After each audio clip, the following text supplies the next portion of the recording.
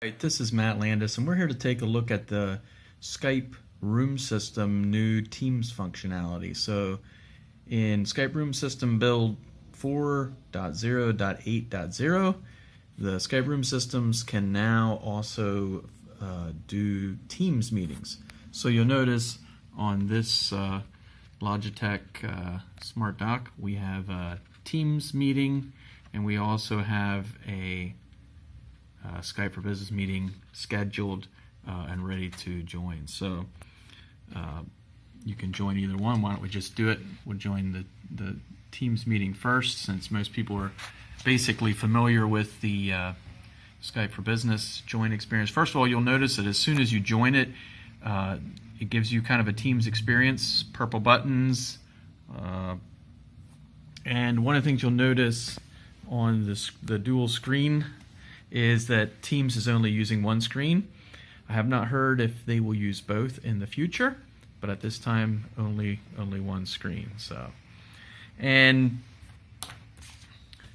one screen, and I've noticed also, for those of you that are used to Skype for Business experience, you have in the Skype for Business, if you press and hold on the video button, or I think if you just tap it, a menu will pop up and you can select which camera. Whereas on Teams it just mutes the camera.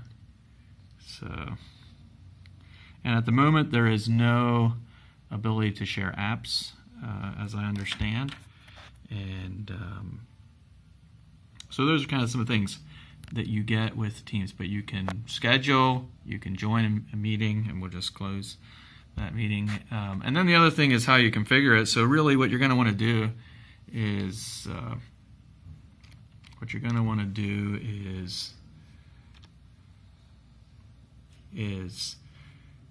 log in with a user that has both Teams and Skype for Business access. So you'll use that kind of a user. And then one thing you'll notice here, there's some new settings. One is, if you want to allow Teams and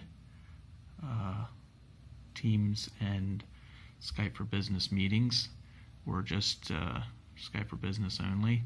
And another thing you'll notice, you might not know why it's there, but so it says you want default Teams or default Skype for Business. Well, this becomes important when you go to start a new meeting. What do you want it to be? So currently we have Skype for Business with default.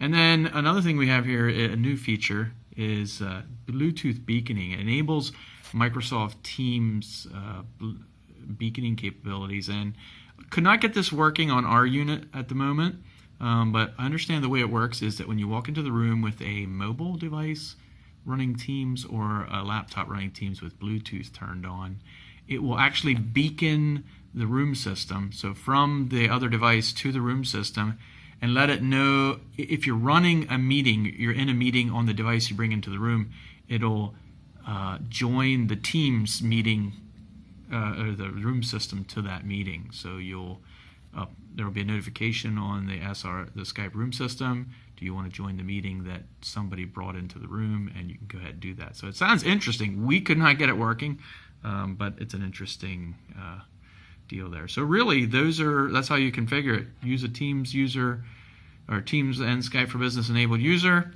Go in here and turn it on. If you're going to use the UI, of course, there's ways to provision that as well. And we have the Bluetooth beaconing. So Skype for Business room system, Microsoft Teams meeting capability.